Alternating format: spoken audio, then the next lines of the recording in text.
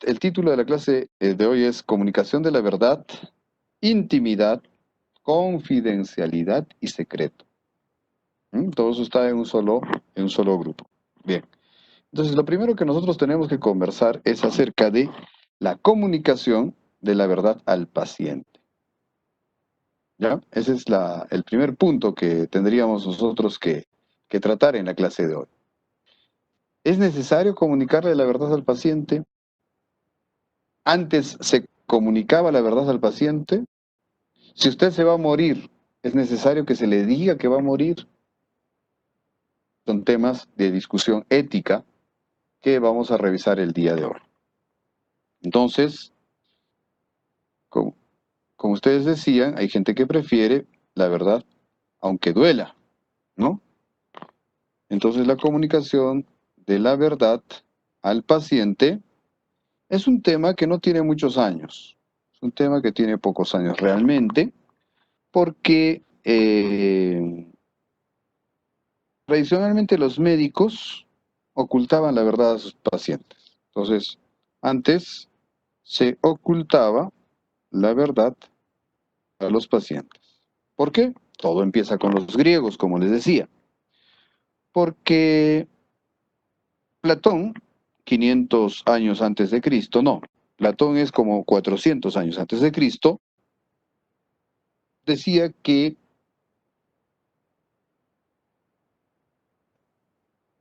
la única verdad que era justificable, ¿sí? Para Platón, la única verdad que era justificable, o perdón, la única mentira justificable era la de los médicos.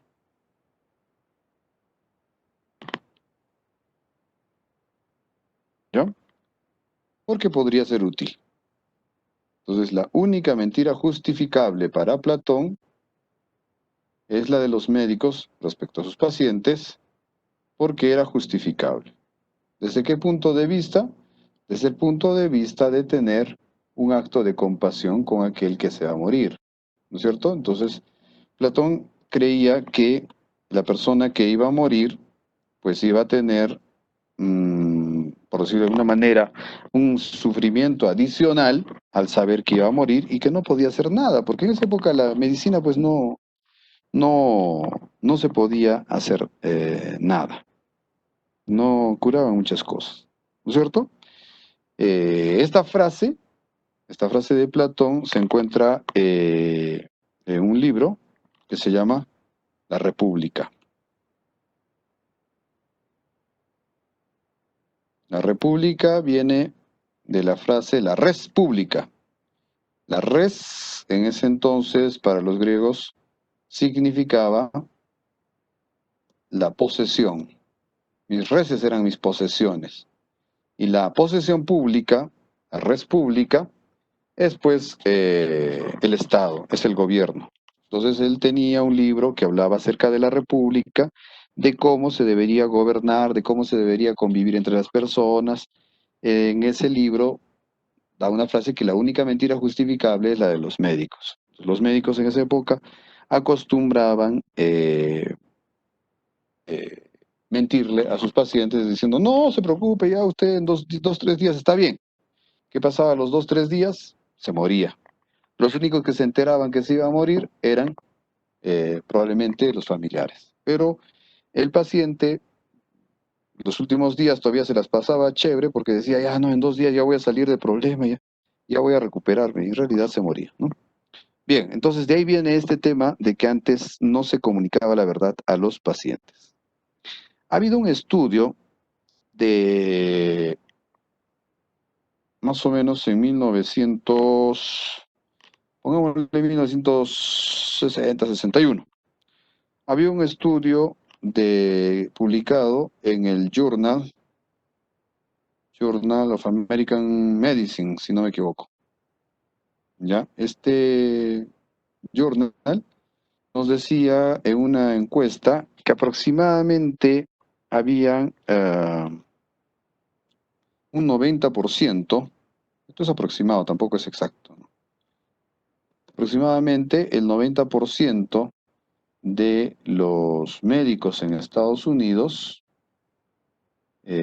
para ese entonces, no le decían la verdad a sus pacientes cuando tenían un diagnóstico de cáncer, ¿no? Aproximadamente 90% de los pacientes o de los médicos americanos, médicos en USA, dijeron que no decían la verdad cuando se trataba de cáncer. 1961. ¿Por qué? Porque en 1961 las terapias de cáncer eran muy obsoletas, eran muy recién, digamos, inútiles, ¿no? Y entonces la mayoría de pacientes se morían. De tal manera que con el cambio de la tecnología, este mismo journal va a hacer un estudio como 10 años después, en 1970, 71 debe ser más o menos, aproximadamente, este mismo journal va a decir todo lo contrario, miren, que aproximadamente el 97% de los médicos en USA, ¿cierto? De los médicos en USA decían la verdad respecto al cáncer. ¿Qué pasó en 10 años? En 10 años, ¿no es cierto? Ya había cierta mejoría en en las terapias, ¿no es cierto? Por lo tanto, la tecnología en 10 años había cambiado muchísimo, tecnología, pero también se estaba entrando a una nueva era de autonomía, ¿cierto? Entonces ya la autonomía había estado comenzando a fluir, pero ya para los 70s, esto debe ser más cerca de los 80s, 79 debe ser. Ya aproximadamente un 97% de médicos decían la verdad. ¿Por qué? Porque habían cambiado dos cosas. Ya había la posibilidad eh, de curar, no curar, pero por lo menos dar mejor sobrevida a algunos pacientes con cáncer y era un poco más fácil, por decir de alguna manera, poder darles esperanza a los pacientes y tener una capacidad de decirles la verdad. ¿Listo? Entonces, vamos a ver que en algunos casos,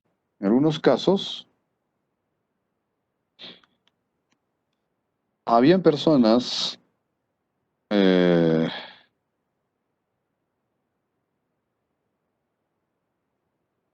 que decían, es mejor no decir la verdad, ¿no es cierto? Entonces, habían argumentos, ¿no es cierto?, en contra de decir la verdad, y habían argumentos a favor de decir la verdad. ¿Ya? Un argumento en contra, ¿no es cierto?, de decir la verdad, era que provenía pues tradicionalmente del paternalismo, de la relación médico-paciente, que los médicos decían, yo tengo el privilegio terapéutico. Entonces este privilegio terapéutico proveniente del paternalismo hacía que el médico no tenga por qué decirle nada. ¿Se acuerdan? El médico simplemente daba su tratamiento y punto. Entonces, eh, los médicos decían, además, que si es que se entera de la verdad, ¿no es cierto? Es posible que el conocimiento de la verdad de esos pacientes pueda suscitar que el enfermo tenga reacciones o actitudes que puedan empeorar el pronóstico. Entonces, podría empeorarse el pronóstico. Por eso que simplemente no se le decía la verdad. Ahora, el segundo argumento importante es que decir la verdad tiene efectos demasiado angustiantes, ¿cierto? Entonces, la verdad tiene efecto angustiante. es decir, causa sufrimiento, y esto genera desesperación y algunas veces generaba el suicidio. Claro, en vez de morir sin hacer nada, yo decido cuándo voy a morir, ¿no? Entonces, este efecto angustiante algunas veces generaba un empeoramiento del paciente, como decíamos, o también un efecto angustiante.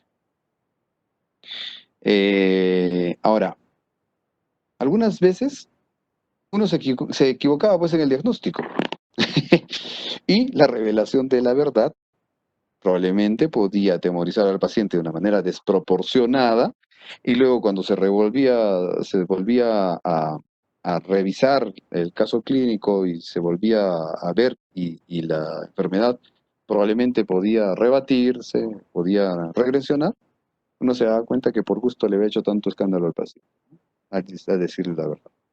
De tal manera que a veces este temor desproporcionado,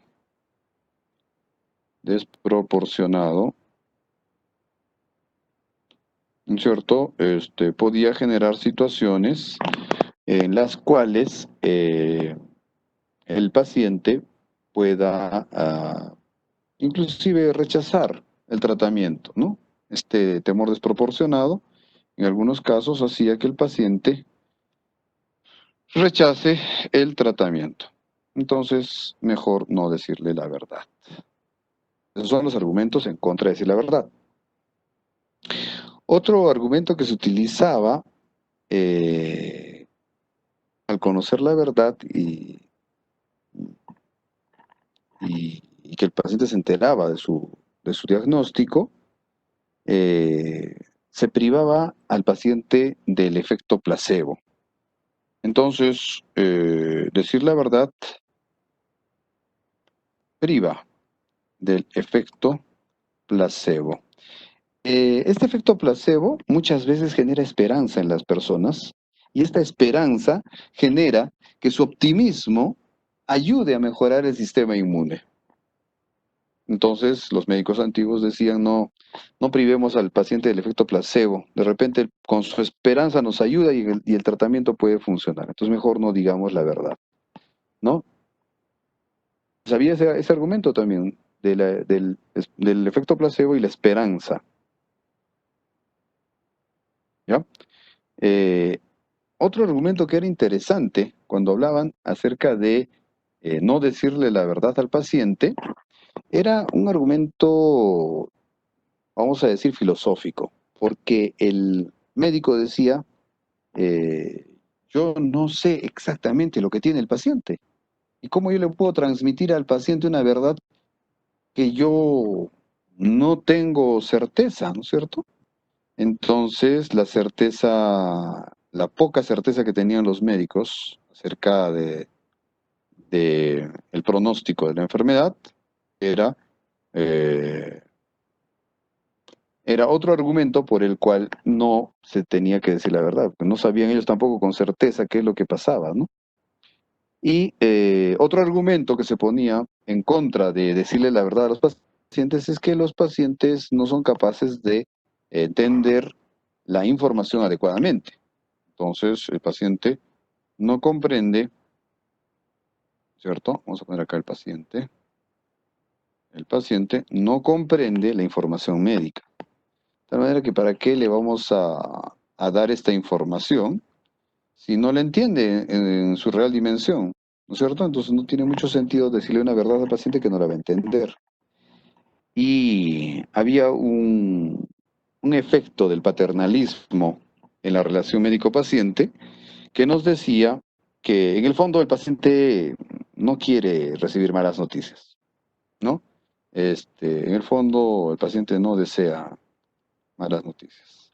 Entonces hagamos un acto de caridad y para qué le vamos a dar noticias que no quiere recibir el paciente. ¿Mm? Estamos haciendo daño por gusto. ¿Mm? Eso es lo que diría eh, el paternalismo, que no trata como una persona madura al paciente, sino que trata como si fuera su hijo, trata como si fuera alguien de menor capacidad que él, por lo tanto tiene que cuidarlo, tiene que protegerlo y al cuidarlo y protegerlo, pues simplemente está tomando las decisiones por él. Bien, entonces, a partir ya de 1930, 1940, con la aparición de la autonomía en la relación médico-paciente, aparecen estos argumentos a favor de decir la verdad, ¿ya? Y el primer argumento para decir la verdad, el primer argumento a favor, es que el paciente necesita ejercer su autonomía. El paciente ejerce su autonomía. Listo. Ese es un argumento por el cual necesita ejercer su autonomía. Entonces, él va a ejercer su autonomía en función que tenga la verdad, la información veraz, ¿no es cierto? De tal manera que pueda permitírsele participar en la toma de decisiones. Ahora, decirle la verdad al paciente es sinónimo de confianza y lealtad.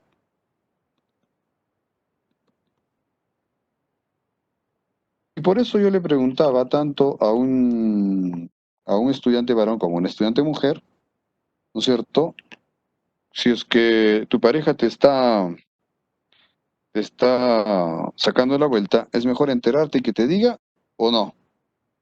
Pues en estos tiempos con la autonomía encima, entonces que te digan la verdad es sinónimo de confianza y de lealtad, ¿cierto? Oye, no sé, pues a quiénes hemos preguntado, a ver, ¿dónde está el chat?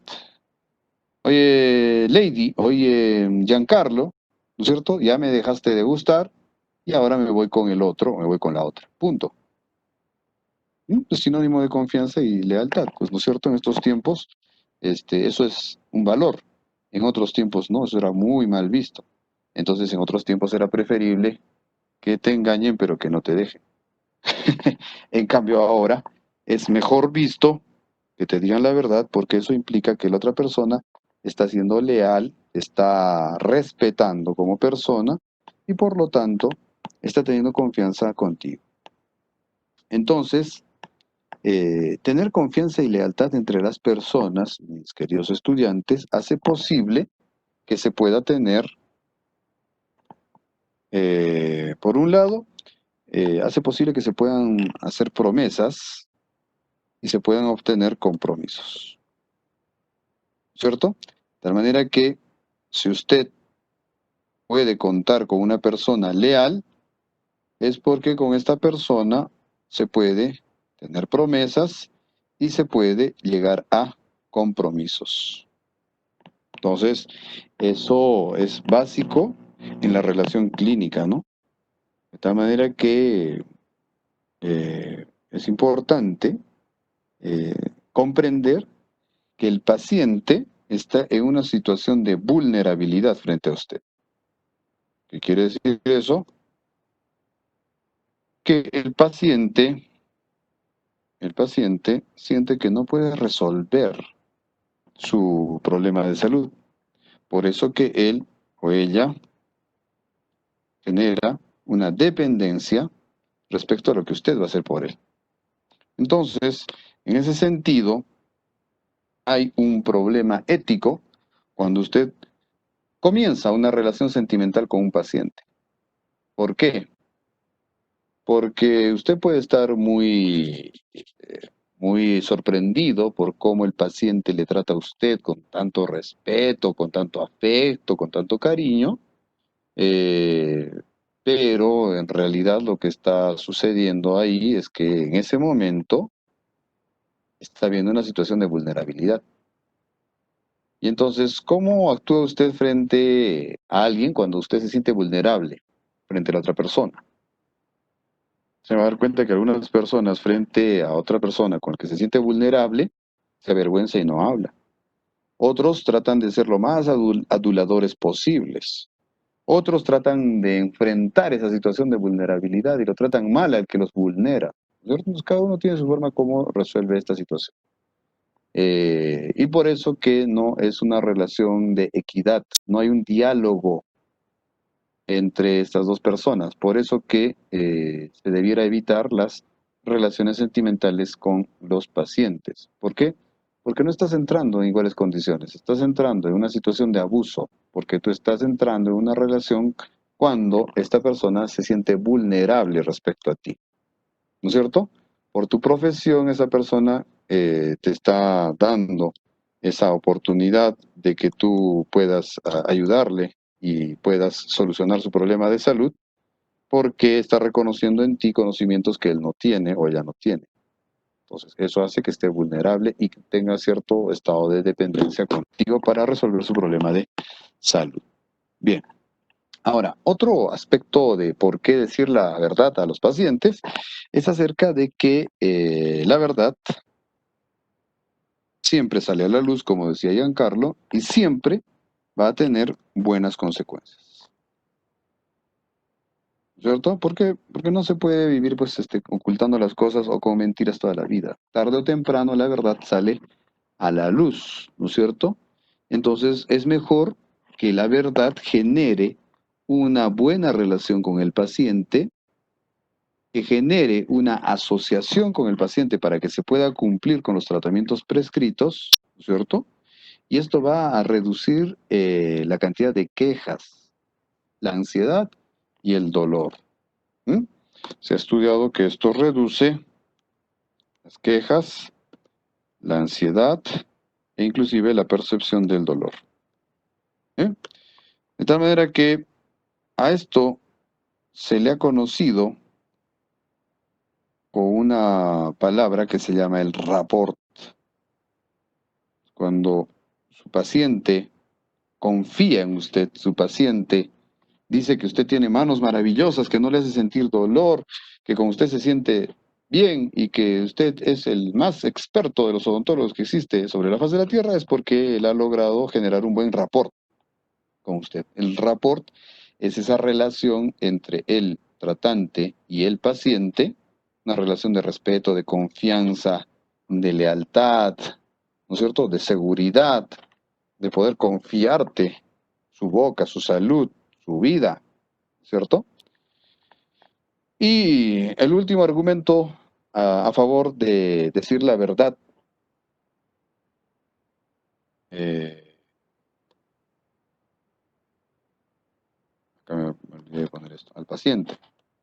El último argumento de por qué decirle la verdad al paciente es porque la mentira siempre, siempre, siempre tiene consecuencias indeseables, ¿cierto? O sea, hasta ahora hemos hablado de la ética, hemos hablado de la libertad, hemos hablado de la conciencia individual, hemos hablado de la conciencia colectiva o social, y en ninguna de estas que hemos hablado hasta el momento, la mentira era lo mejor. Entonces la mentira siempre tiene consecuencias indeseables. La persona que ha sido víctima de una mentira se va a sentir engañada, triste, se va a sentir como que han menospreciado su inteligencia y entonces la mentira, obviamente, va a socavar, vamos a decir que socava la confianza, ¿cierto? Entonces cuando ya usted miente, ya la confianza se perdió. De tal manera que esto va a ser imposible que se pueda generar promesas y compromisos entre el tratante y el paciente. Esto va en el caso de los pacientes terminales que se enteran por una tercera persona, una cuarta persona, imagínense, hasta el último de sus días va a vivir con esa sensación de que lo han defraudado, ¿no? Entonces, eso tampoco no es lo mejor. De tal manera que vivir en una mentira hace imposible una actitud realista y madura para darle una vida o una muerte digna a una persona, ¿no? De tal manera que la mentira siempre, siempre, siempre va a tener consecuencias sobre el planeta. Tarde o temprano, esa mentira sale a la luz. Y el único secreto que existe es el secreto de una persona. Cuando el secreto ya tiene a dos personas que conocen el secreto, ya no es secreto, porque esa segunda persona se lo va a contar a alguien definitivamente y ahí se acabó el secreto. De tal manera que esos son los argumentos a favor o en contra de decir o no la verdad al paciente. Bien, entonces, nos toca pensar acerca de si realmente tenemos el deber de informar o no tenemos el deber de informar, ¿no? Entonces vamos a poner así como pregunta. ¿Tenemos el deber de informar? Tenemos el deber de informar.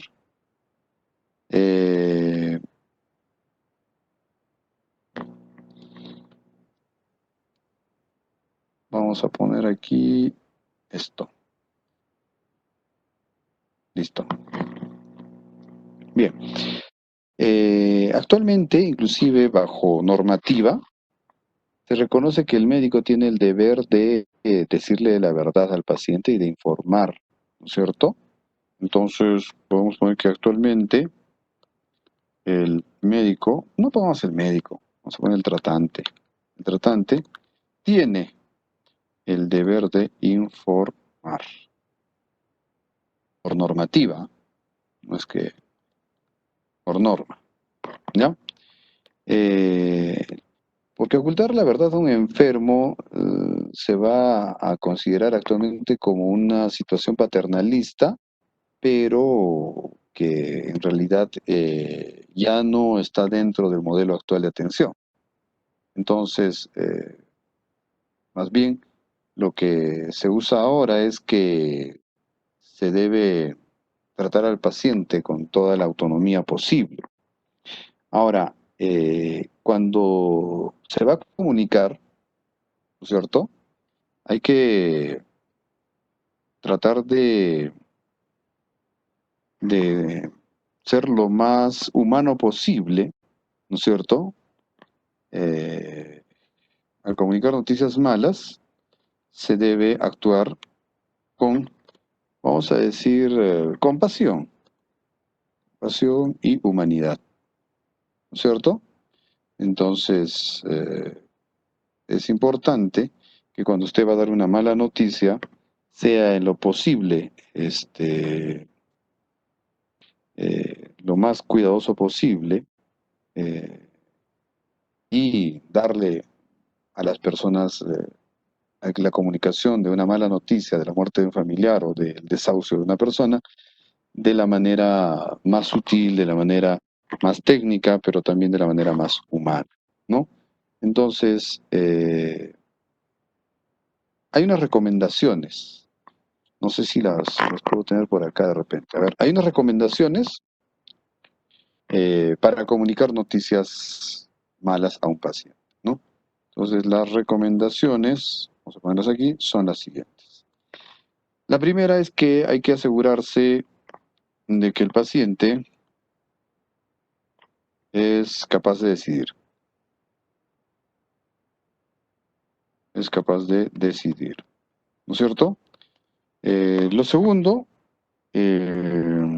sabiendo que el paciente es capaz de decidir, eh, hay que averiguar hasta qué punto el paciente quiere saber la verdad, ¿cierto? O hasta qué punto de la verdad quiere saber. Eso es muy importante, ¿no? Eh, pero también hay que respetar un derecho. Acá surge un derecho que es el derecho a no ser informado. También hay el derecho a no ser informado, ¿no?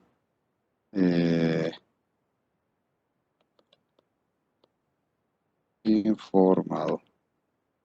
De tal manera que, por eso que hay personas que dicen, doctorcito, no sé, yo no quiero saber nada de eso. Usted haga y vea lo que vea por conveniente. No, pero yo tengo que decirle lo que usted tiene.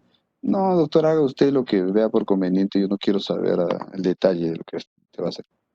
No, pues yo quiero decirle. No, no, no, se puede. también tiene el paciente el derecho a no ser informado si es que quiere, pues, ¿no? No hay que obligarle a que sepa el contenido de la verdad que le va a producir de repente algún tipo de dolor psicológico. ¿Mm? Entonces, usualmente, eh, la primera persona que se le informa, ¿no es cierto? Usualmente la familia es la primera en ser informada y se le consulta, ¿no es cierto?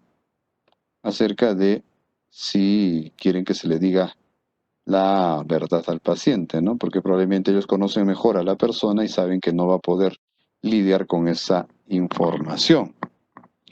Ahora, no se puede tampoco decir una situación así trágica en cualquier lugar y en cualquier momento, ¿no es cierto? Entonces hay que buscar la manera, el lugar y el momento adecuados para transmitir esa verdad dolorosa, esa verdad que va a generar un problema, pues, ¿no? Porque le estamos diciendo una noticia, le vamos a dar una noticia eh, mala, una mala noticia respecto a su salud, ¿no es cierto?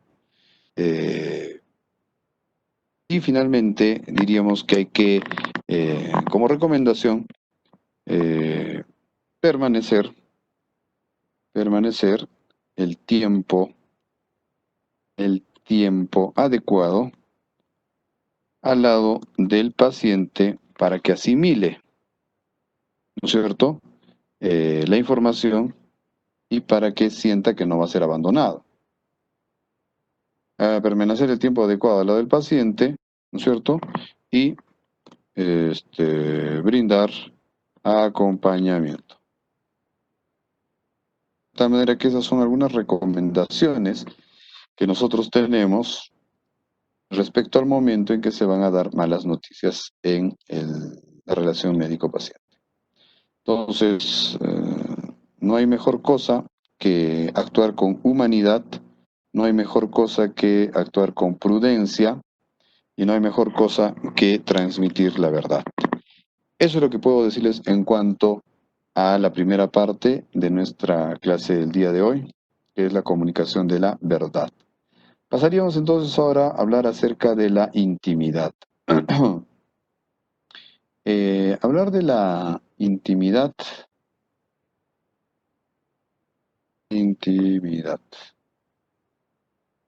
Vamos a ponerle un poquito más grande para que puedan ver bien. ¿Se lee, doctor Emilio? Creo que la anterior diapositiva Sí, estaba sí, muy chiquita. La anterior diapositiva creo que dice muy chiquita la letra. sí se lee, intimidad. Ya, perfecto, gracias. Voy a copiarme este modelito acá así. Y ahora voy a copiarme este modelito así. Dos, tres, quiero tres diapositivas, vamos a desarrollar. Listo. Entonces, cuando estoy hablando de intimidad, estoy hablando de algo reservado, ¿cierto?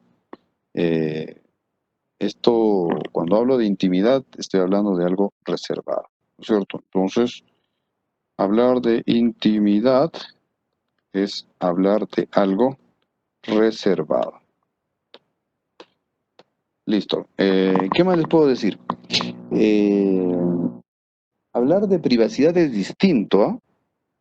Se utiliza como sinónimo, ¿no es cierto? Pero en español el término intimidad es más correcto y privacidad es más bien un término sacado del inglés. ¿Ya? Entonces, nosotros hablamos de intimidad cuando hablamos de algo reservado, de algo privado. Se puede utilizar también la palabra privacidad. Se puede usar la palabra privacidad, ¿cierto? Esta palabra privacidad en realidad es de origen inglés y habla más de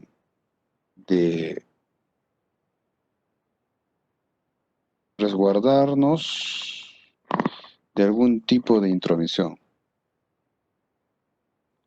¿Listo? Bien. Ustedes verán en las películas de los gringos cómo ellos dicen, leave me alone, ¿no? Déjame un rato solo. Ese leave me alone es propio de los gringos y es propio de esta forma, como ellos entienden su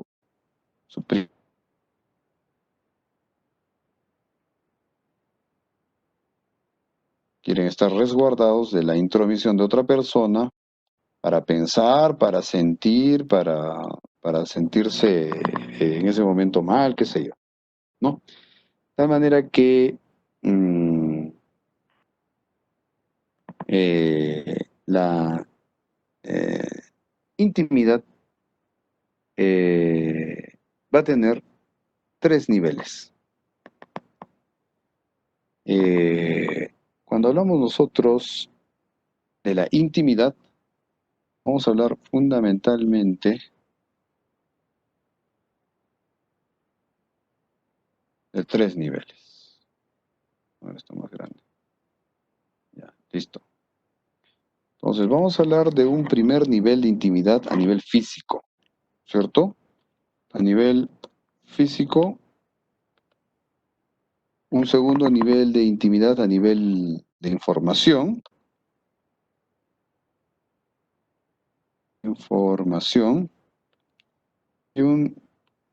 y un tercer nivel a nivel de decisión que uno puede tomar. ¿Listo? Bien, ya le hemos preguntado entonces a Giancarlo. Ahora vamos a preguntarle a otra persona. Sheila Apasa, ¿está por ahí? ¿Me escuchan? Presente, doctor. Cuando su pareja, su novio, su enamorado, su esposo, le dice, dame la clave de tu celular, ¿qué le dice usted? No, no le puedo dar ¿Por la qué? Si clave. no está ocultando nada. Porque simplemente también se trata de algo reservado, pero no es que tenga algo. Creo que en una relación tienes una confianza y que no es necesario dar la clave del celular. No, pues entonces usted me está ocultando información. No. Y habíamos hablado de el deber de informar. Usted tiene que darle toda la información a su pareja, ¿o no?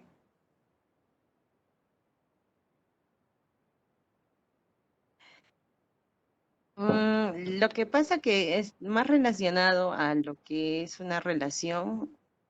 Tengo el pensamiento de que no lo llevo así como estoy explicando. A nivel médico creo que sí, ¿no? Ya me estoy Buena justificando. respuesta. Buena respuesta. O sea, definitivamente usted no le va a dar la clave de celular. No, doctor. Bueno, bueno, a ver, preguntemos a otra persona, alguien que no tenga nada que esconder. Vamos a Diego Angles.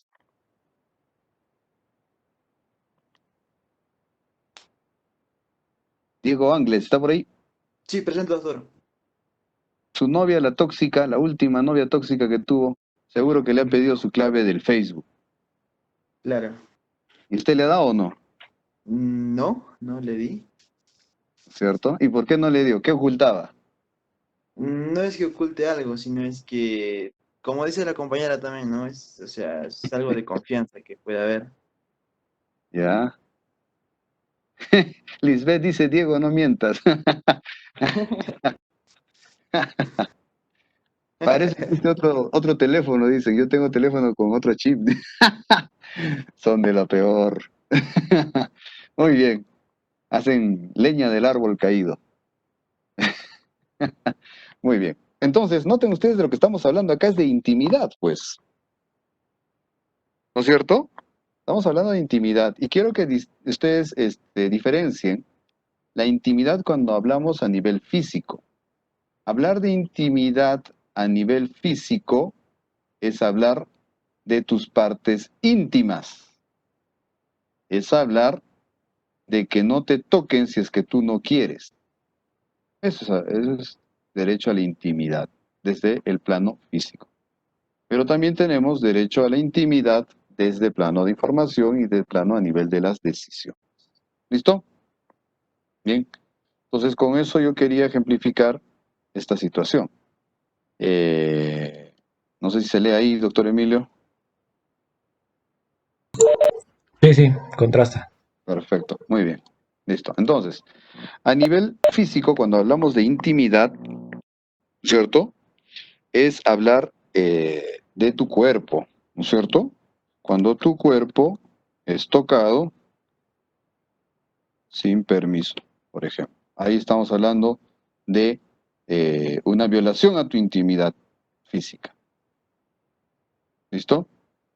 De manera que esto es a nivel físico. Un cuerpo tocado sin permiso es una intimidad que ha sido violentada eh, respecto a alguna parte de tu cuerpo que ha sido tocada sin tu consentimiento. ¿No es cierto?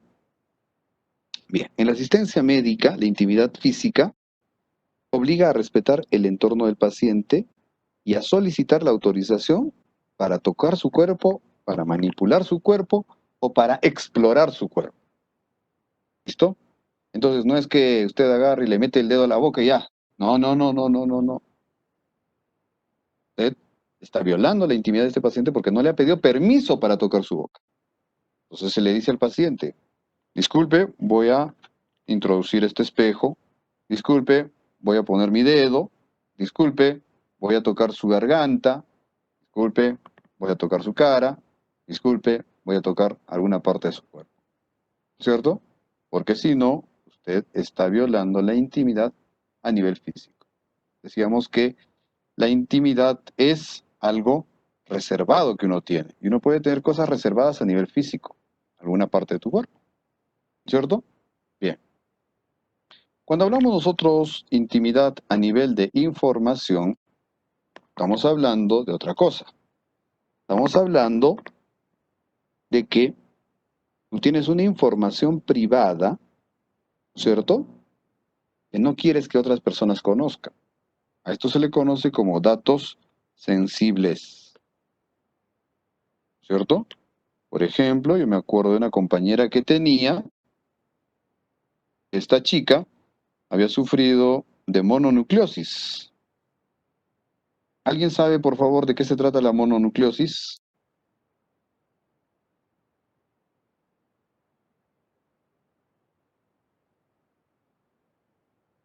Le llaman también la enfermedad del beso. La mononucleosis es una enfermedad infectocontagiosa que se transmite efectivamente por el beso, ¿no? Esta chica tenía mononucleosis y no quería que nadie se entere, ¿no? Y obviamente a ella le habían contagiado alguna vez en un beso, que ella después ahí me comentó, ya cuando éramos colegas, que había sido por una situación de que se fue a una discoteca, conoció a un chico que venía de Lima, y bueno, le gustó el chico, se dieron un beso y nada más que un beso, ¿no? Pero ya quedó ella con mononucleosis y todas las personas que a ella le iban a besar de ahí en adelante, pues iban a contagiarse de la mononucleosis. Entonces, imagínense, si es que alguien respecto a esta chica comienza a comentar, no, ni te ocurras que cómo vas a besarle a ella, tenía mononucleosis. Está violando un dato sensible de esta persona, ¿no es cierto? Por lo tanto, el derecho a la intimidad está siendo violado.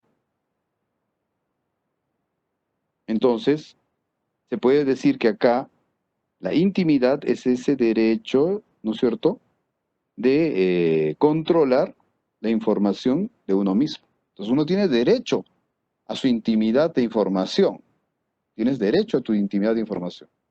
De tal manera que si tú tienes información en tu celular y no quieres que otra persona se entere, tú tienes todo el derecho a decir no.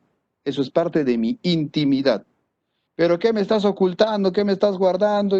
Yo no te estoy guardando nada y si te guardaría no te vas a enterar nunca. Pero eso es mi derecho a mi intimidad. Y si quieres respetar mi intimidad, me respetas también mi información.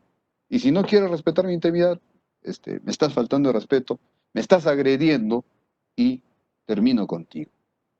¿Listo? Así se les dice a las tóxicas que quieren tu clave del Facebook. Anoten, doctores. El derecho a la intimidad. Entonces, yo tengo ahí mis datos, que no son nada malo, pero no quiero pues compartirlos con nadie. Tengo derecho a no compartir. Punto, se acabó. Entonces, hay intimidad a nivel de información. Hay otro nivel de la intimidad, que es a nivel de las decisiones. En este nivel es lo que nos interesa para el curso. Y en este nivel es lo que nosotros hablamos acerca de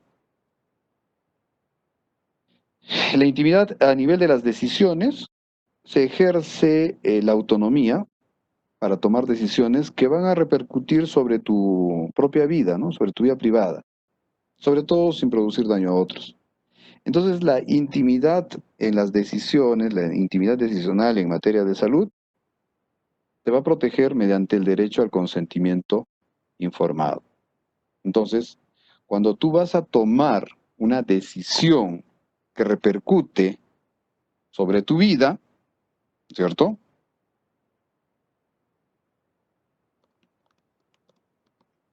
O tu salud, entonces tú estás hablando de un derecho a la intimidad, a que nadie se meta, a que no haya intromisión, ¿cierto?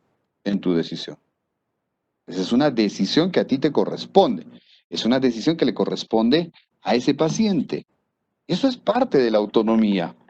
Estamos en la era de la autonomía. Entonces yo no puedo, ¿no es cierto?, permitir que, por ejemplo, mi madre o mi padre me acompañen al médico para saber qué método anticonceptivo voy a utilizar con mi pareja.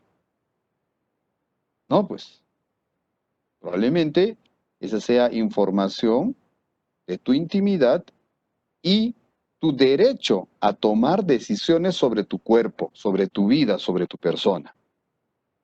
¿Cierto? Eso es parte de tu intimidad. Ahora, si es que tú no puedes ejercer tu intimidad, está habiendo una violación a tus derechos. De tal manera que así como tú quieres que respeten tu intimidad, tú tienes que respetar la intimidad de otras personas. Tú no puedes pedirle a tu novia, a tu novio, dame la clave de tu celular, dame la clave de tu correo electrónico, dame la clave de tu Facebook. Eso es una violación de la intimidad. En el caso de las decisiones sobre la salud, estas decisiones que repercuten sobre tu vida y la intimidad se garantiza, la intimidad de tu decisión se garantiza mediante el consentimiento informado. El consentimiento informado es la herramienta que nos permite garantizar que no se ha vulnerado la intimidad del paciente en el nivel de la toma de decisiones. Esta persona ha podido tomar las decisiones sin que nadie haya hecho una intromisión en esa decisión. ¿No es cierto? De tal manera que las personas consideran íntimo todo aquello que no quieren exponer al conocimiento público. ¿No es cierto? Y son cosas que deseamos controlar sin que nadie se meta. De tal manera que pueden ser íntimos los recuerdos de tu infancia, pueden ser íntimos tus logros, pueden ser íntimos tus decepciones académicas, pueden ser íntimas esa información. De tal manera que hay mucha información de tu vida que es íntima, que pertenece a tu intimidad. De tal manera que el sistema de salud garantiza el respeto a la intimidad respecto al cuerpo de las personas, a la sexualidad, a la salud, a la enfermedad, ¿no es cierto? También respecto a los valores religiosos, culturales, políticos, económicos que una persona tenga, ¿no? Esos son parte de tu intimidad que tú, si quieres, publicas y si no quieres no publicas, ¿no?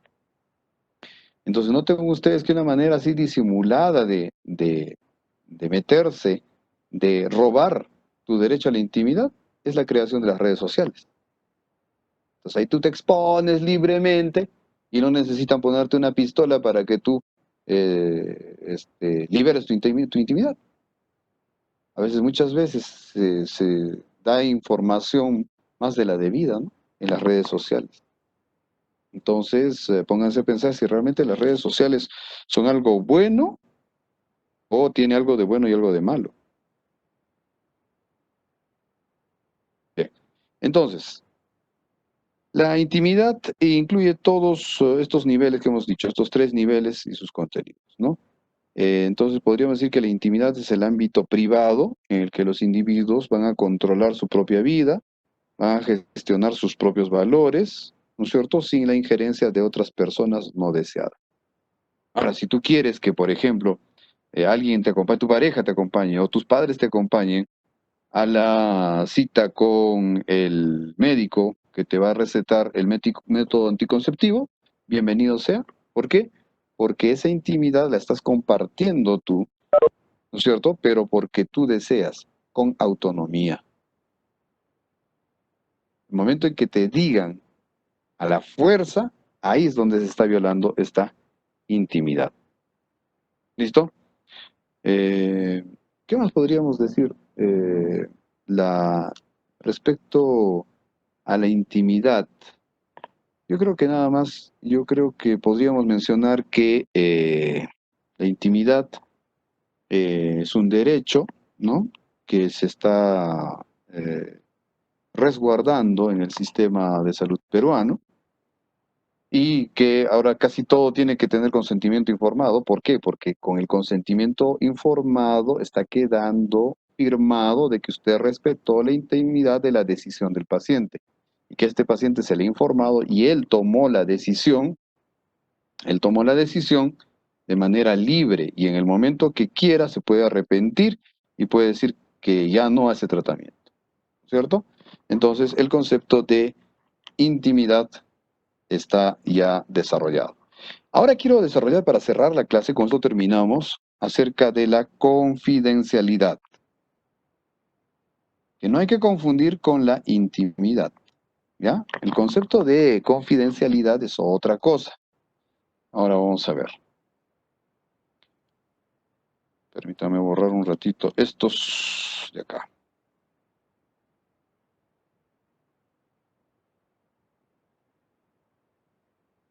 Ahora sí. Listo.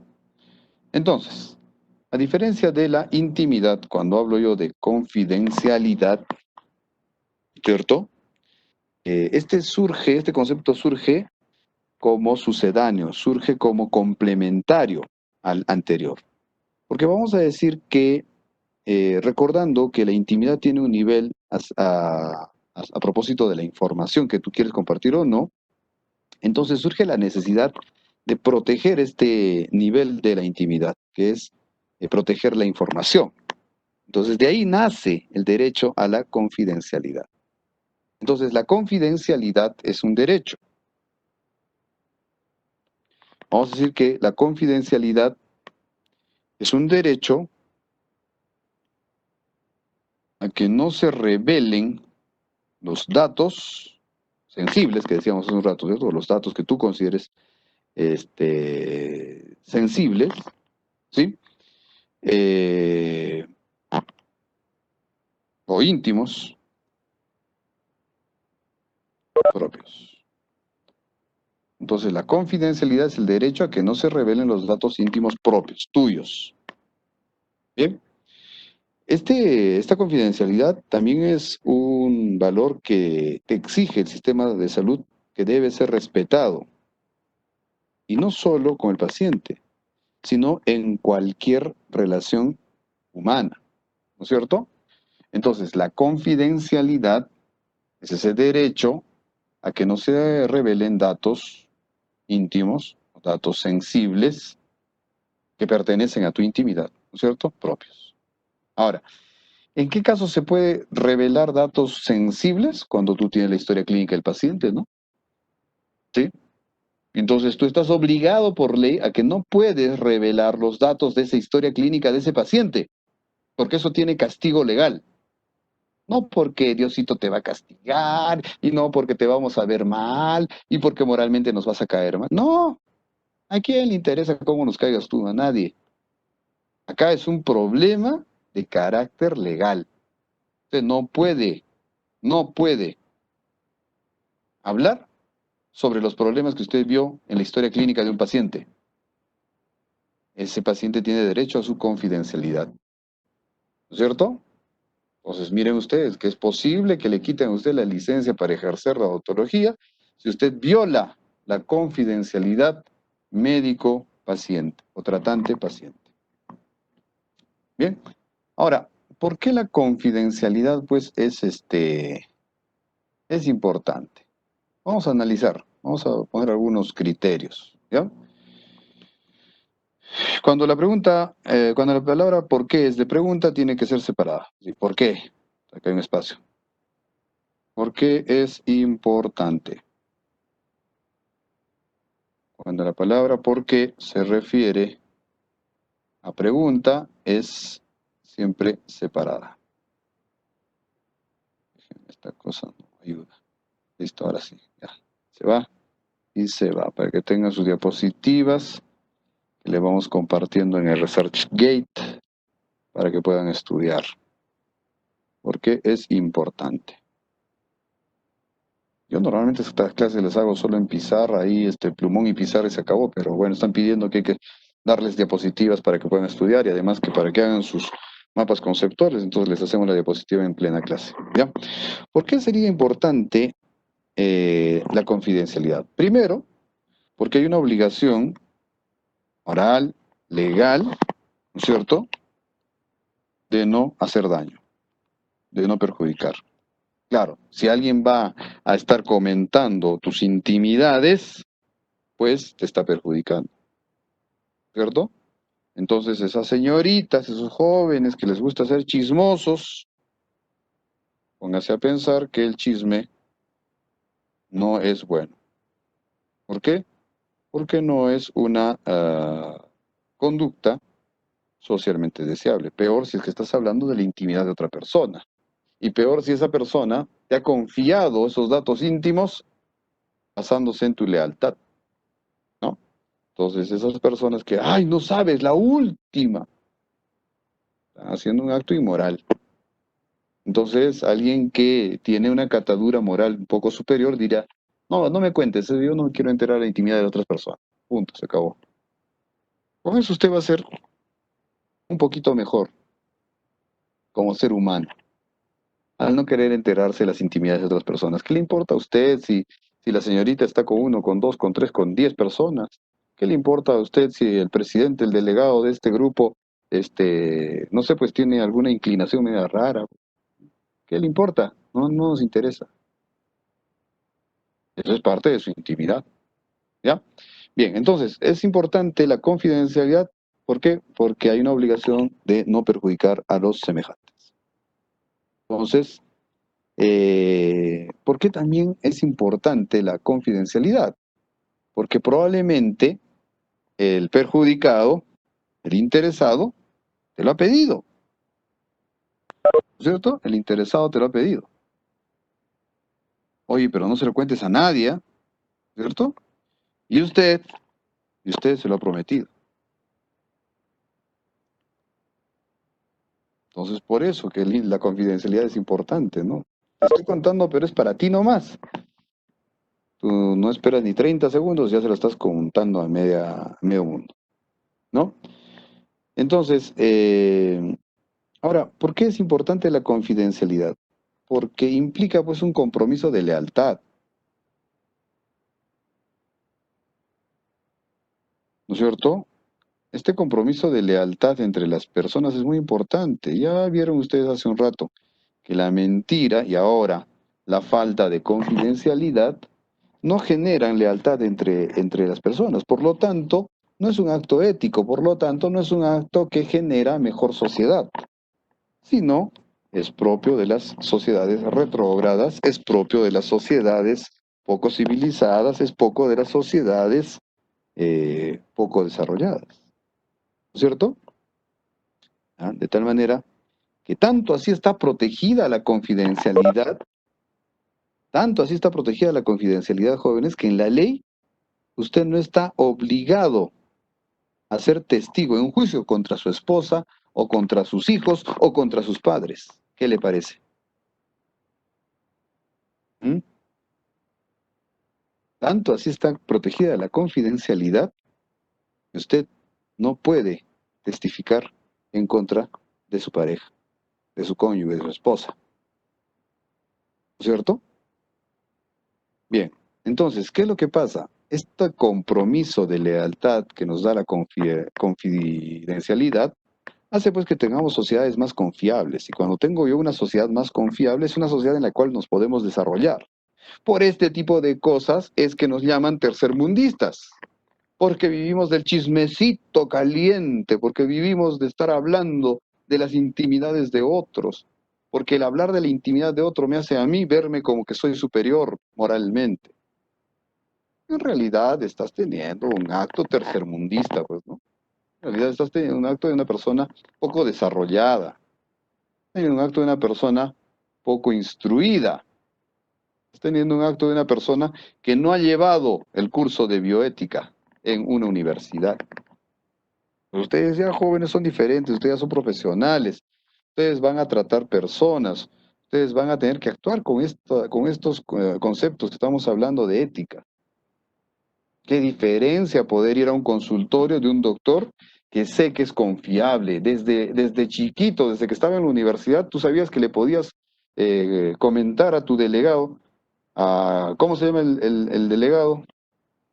A Giancarlo. Tú le puedes comentar a Giancarlo cualquier cosa y sabes que él no la va a contar.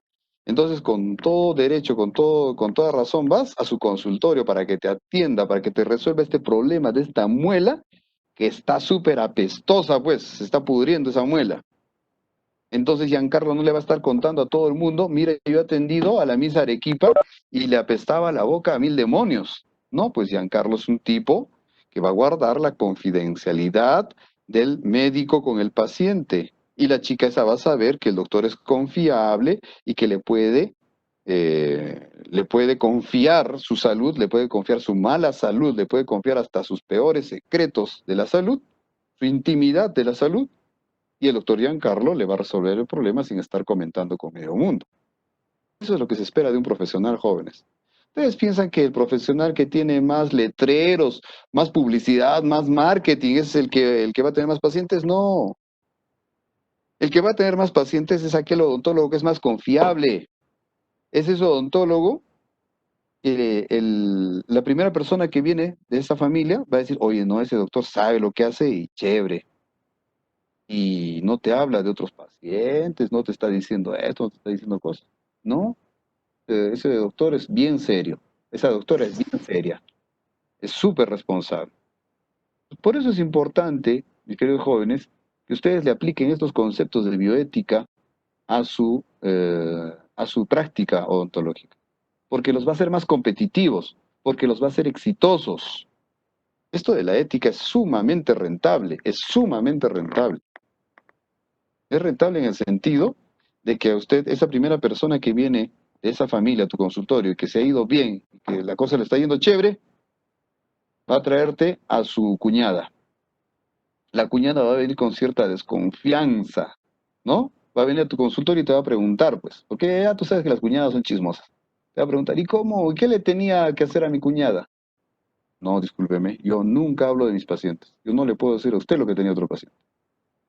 Ah, entonces la cuñada esta chismosa va a tener ahora sí una persona en la cual va a confiar su problema de salud, porque sabe que no le va a contar a la primera. ¿Se dan cuenta? Entonces, este asunto de la confidencialidad también es importante, ¿no es cierto?, que nosotros tengamos en cuenta. Y finalmente, pues la confidencialidad es necesaria para desempeñar nuestra profesión. Esta confidencialidad hace que sea necesaria, es necesaria en nuestra profesión. Ya les expliqué por qué. Si usted va a estar contando a medio mundo lo que tienen sus pacientes, entonces nadie va a querer tratarse con usted porque todo el mundo va a estar enterándose de lo que yo tengo en la boca. Y ustedes saben que la boca es una de las partes íntimas del cuerpo, ¿no es cierto? Ahora, lo que pasa es que nosotros, los estudiantes de odontología y los odontólogos, a la boca la vemos como nuestro objeto de estudio y la vemos un poco más como una maqueta. Pero para las personas que no son odontólogos, la boca es una parte íntima, tal como tus genitales. Así de íntima es, jóvenes. No le abres la boca a cualquier persona para que te esté mirando las muelas. Tienes que tener un cierto pudor con tu boca. Tiene la gente cierto pudor con su boca. Tiene vergüenza. Una de las cosas que más avergüenza a las personas es su mal aliento. ¿Mm? Porque es algo intrínseco, es algo propio tuyo, es algo interno. ¿Te das cuenta? Y nosotros no lo vemos pues así. Nosotros lo vemos como que no, pues este tiene mal aliento porque la porfiromona se ha juntado con el actinomices, ¿no? Están botando sus sulfuros y eso es lo que tiene mal aliento esta persona, ¿no? Para nosotros es tan simple como eso, pero para el otro no. Para el otro es mi esencia, es como yo huelo, es como yo me presento, es como yo enamoro a la otra persona, es como yo consigo trabajo. Y en eso trabajan ustedes jóvenes, en la parte tan íntima de la comunicación, en la parte tan íntima de la carta de presentación de un ser humano con la sociedad. De tal manera que noten ustedes que es importantísimo el tema de ser ético, de guardar la confidencialidad, ¿no es cierto? Entonces, recién van a ver en la profesión cómo la gente les brinda su salud, les brinda su confianza, les brinda su lealtad. Yo les puedo decir que un par de veces yo me he equivocado con un par de pacientes, ¿sí? He hecho probablemente una iatrogenia y el paciente se enteró que tenía la iatrogenia. Yo le dije que fue por mi culpa esa iatrogenia y hasta el día de hoy ese paciente no me deja, no me abandona, confía en mí, porque él sabe que como profesional uno puede cometer errores, pero le dije la verdad. Y como le dije la verdad, él sabe que puede confiar en mí, que yo no lo he hecho con mala intención. En cambio, si yo hubiera querido mentirle, engañarle, ocultar, decir pero no decir, hacer pero no hacer, iba a ir a otro consultorio y en el otro consultorio le iban a decir quién le hizo eso, porque está mal hecho. ¿No es cierto? Que también son actos antiéticos contra el otro colega. He preferido yo decirle la verdad, yo asumir mi responsabilidad, como están viendo ustedes, ¿no es cierto? Asumir la responsabilidad sobre un acto y una decisión que yo tomé, y tranquilamente el paciente me entendió, porque él también se habrá equivocado pues en su trabajo un par de veces, ¿no? Eso es mucho más rentable y genera una relación médico-paciente más duradera a través de los años. El paciente es súper leal contigo, y como les digo, así te has equivocado, él sabe que no lo has hecho con mala intención y obviamente va a proceder a buscar una solución junto contigo. Cuando hay esa confianza es que se puede lograr un mejor tratamiento. Ahora, no esperen que los pacientes que vienen por ofertas de 2 por 1 sean leales con ustedes. No, jóvenes. Por eso que eso de consulta gratis, 2 por 1, esas cosas no funcionan en la odontología. Lo único que te traen esas ofertas son pacientes problemáticos, gente desleal. En cambio, si es que tú tienes tu cartera de pacientes, tu cartera de clientes, a los cuales tú les vas a brindar una atención sostenible en el tiempo, una atención seria, una atención responsable, con buen manejo de guías de práctica clínica, sabiendo lo que vas a hacer y sobre todo con el deseo de no hacer daño, el paciente se da cuenta y no te abandona nunca. ¿Bien? De eso se trata este curso de bioética, jóvenes, de que ustedes entiendan esos conceptos bioéticos que te van a dar sostenibilidad en el tiempo a tu consultorio dental.